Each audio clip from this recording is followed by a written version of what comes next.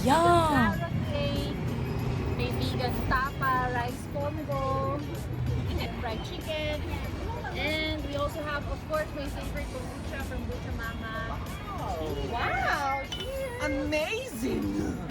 With this banner, you can easily spot this vegan market in Parañaque every Sunday from 10 a.m. to 4 p.m.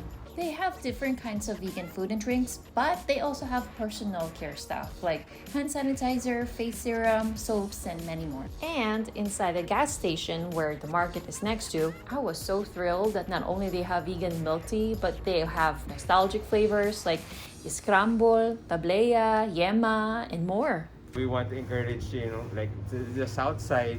What do you mean by south? South, like yung mga nakatira sa Parañaque, sa Alabang, mas meron silang, kumbaga pa, access sa mga vegan stuff here sa Metro Manila.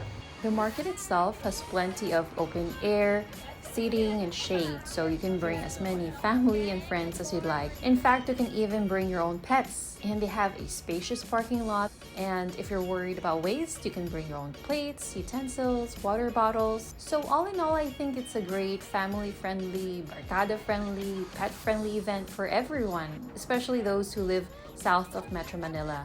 It's also a great way for us to come out and show support to our local vegan businesses. So I hope to see you there every Sunday and catch you at the next AstigVegan Finds. Until then.